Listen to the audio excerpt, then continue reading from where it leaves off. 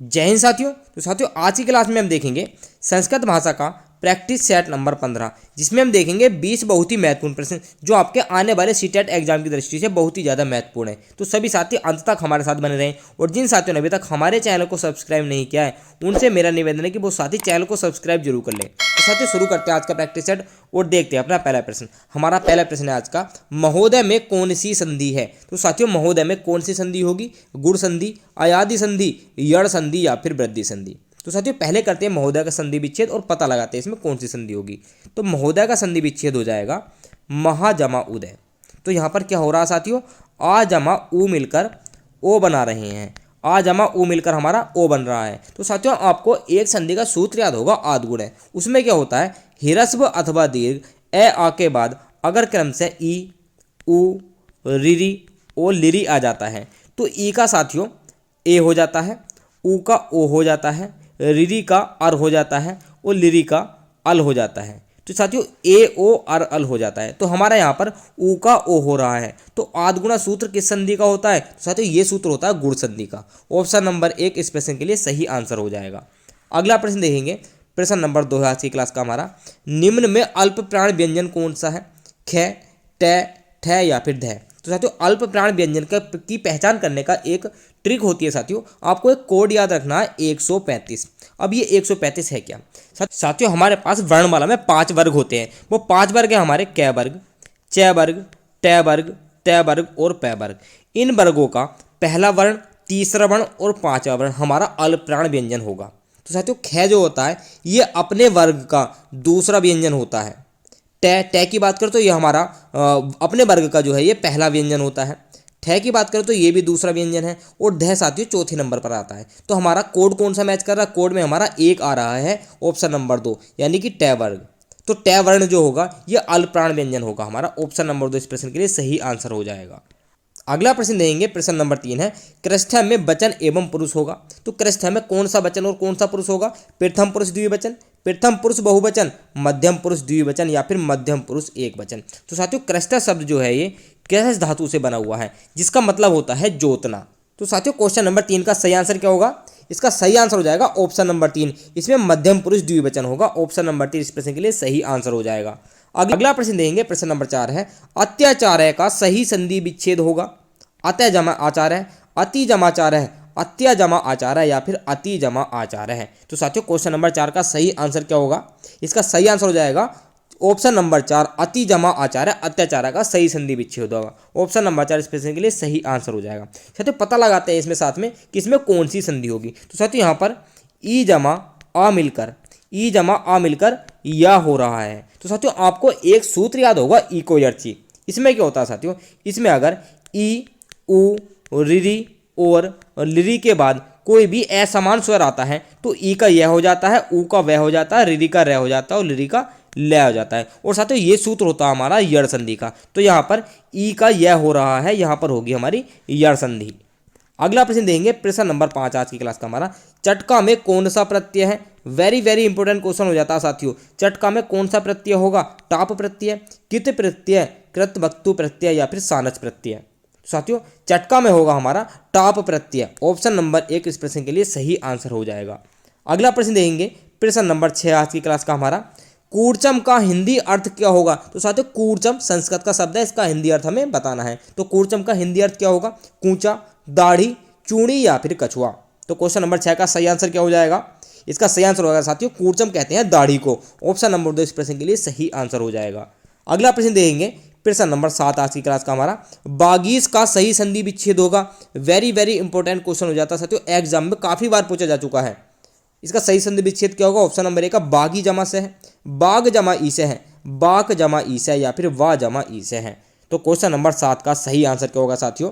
इसका सही संधि विच्छेद होगा ऑप्शन नंबर 3, बाक जमा ई से है। ऑप्शन नंबर 3 इस प्रश्न के लिए सही आंसर हो जाएगा। और साथियों इसमें होगी हमारी व्यंजन संधि। अब इसमें संधि में होगा क्या साथियों, ये जो क है, क वर्ग का, यहाँ पर क वर्ग का तीसरा वर्ण आ जाएगा इसमें। तो क वर्ग का तीसरा वर्ण होता है ग।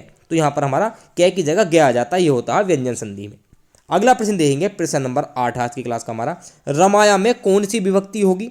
सप्तमी, चतुर्थी, पंचमी या फिर षष्ठी। तो साथियों रमाया में होगी हमारी षष्ठी विभक्ति। ऑप्शन नंबर 4 इस प्रश्न के लिए सही आंसर होगा। अगला प्रश्न देखेंगे, प्रश्न नंबर 9 है आज की क्लास का हमारा। मनोरमय का सही संधि विच्छेद होगा। अब मनोरमय का सही संधि विच्छेद क्या होगा? मने जमा रम है, मना जमा रम है, मनो जमा रम है या फिर मनु जमा राम है। तो क्वेश्चन नंबर 9 का सही आंसर क्या हो जाएगा साथियों? इस तरह के क्वेश्चन एग्जाम में बहुत बनते हैं, वेरी इंपॉर्टेंट क्वेश्चन हो जाएगा ये भी। तो इसका सही आंसर होगा साथियों ऑप्शन नंबर 1 मनह जमा रम है। ऑप्शन नंबर 1 इस प्रश्न के लिए सही आंसर हो जाएगा। और साथियों यहाँ पर होगी हमारी विसर्ग संधि। विसर्ग संधि में विसर्ग ओ का रूप ले लेते हैं, विसर्ग कन्वर्ट होकर ओ में बदल जाता है। अगला प्रश्न देखेंगे, प्रश्न नंबर 10 आज के प्रैक्टिस सेट का। व का उच्चारण स्थान क्या है? तो व वर्ण का उच्चारण स्थान क्या होगा? कंठोष्ठ है, दंतोष्ठ है, तालु या फिर मूर्धा। ये भी बहुत ही इंपॉर्टेंट क्वेश्चन है, ऐसे क्वेश्चन एग्जाम में जरूर बनते हैं। तो व का उच्चारण स्थान होगा साथियों दंतोष्ठ है। इसका उच्चारित करने के लिए हमें दांत और होठ दोनों की जरूरत होती है। ऑप्शन नंबर 2 इस प्रश्न के लिए सही आंसर हो जाएगा।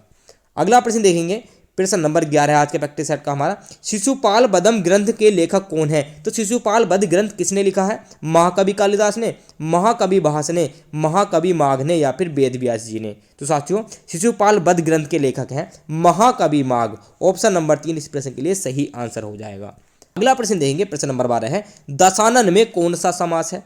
तत्पुरुष समास, द्विगु समास, कर्मधारय समास या फिर बहुब्रीहि समास। तो साथियों दशानन का मतलब क्या होता है? दशानन का मतलब होता है 10 है जिसके आनन, मतलब 10 है कि जिसके सिर। तो 10 सिरों वाला कौन है? वो है साथियों रावण। तो यहाँ पर हो जाएगा बहुब्रीहि समास। ऑप्शन नंबर 4 इस प्रश्न के लिए सही आंसर हो जाएगा।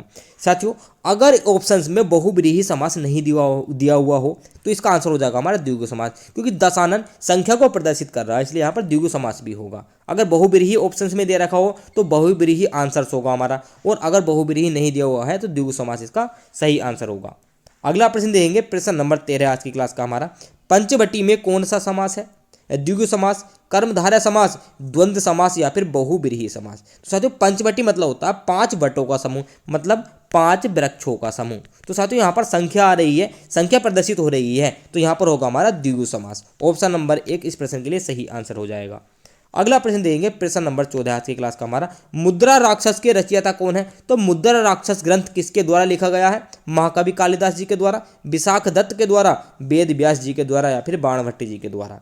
तो साथियों मुद्रा राक्षस के रचयिता है option number 2 Vishakha Datta. Option number 2 इस प्रश्न के लिए सही आंसर हो जाएगा।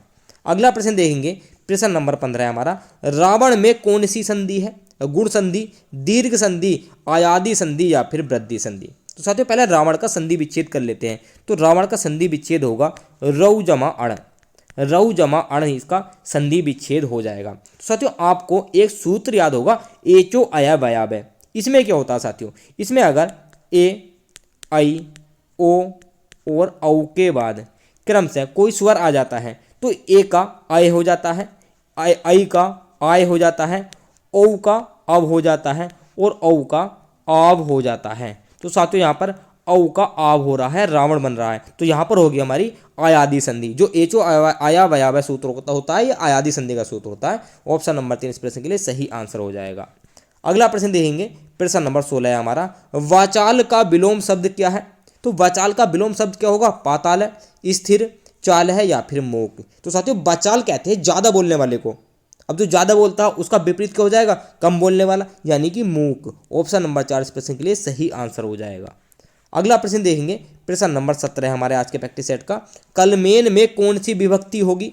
तृतीय विभक्ति, षष्ठी विभक्ति, चतुर्थी विभक्ति या फिर प्रथमा विभक्ति। तो साथियों कलमेन का मतलब होता है कलम से। अगर आपको कारक चिन्ह याद हो तो कर्ता ने कर्म को कर्ण से जो हमारा चिन्ह आ रहा है तीसरे नंबर पर आ रहा है, तो हमारी इसमें होगी तृतीय विभक्ति। ऑप्शन नंबर 1 इस प्रश्न के लिए सही आंसर हो जाएगा।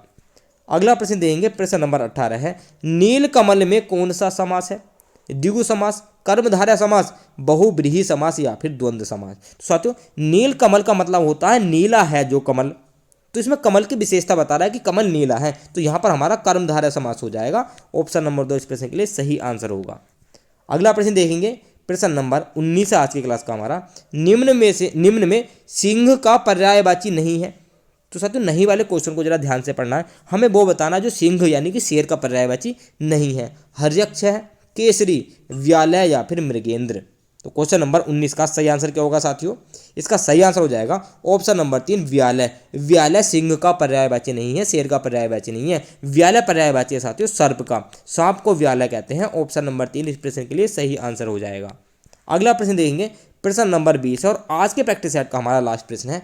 खलु अव्यय का क्या अर्थ है? तो खलु जो संस्कृत का शब्द है, इसका हिंदी अर्थ क्या है? खोलना, आगे, खाल या फिर निश्चय ही।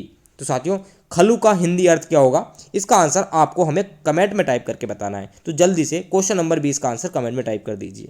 तो साथियों ये थे हमारे आज के 20 बहुत ही महत्वपूर्ण प्रश्न। तो जो भी साथी अंत तक हमारे साथ बने रहे हैं उनका बहुत बहुत धन्यवाद। और जिन साथियों ने अभी तक हमारे चैनल को सब्सक्राइब नहीं किया वो सभी साथी चैनल को सब्सक्राइब जरूर कर लें और साथ में घंटी बटन को भी दबा दें, जिससे कि हमारी वीडियोज़ की नोटिफिकेशन आप तक पहुँच जाए।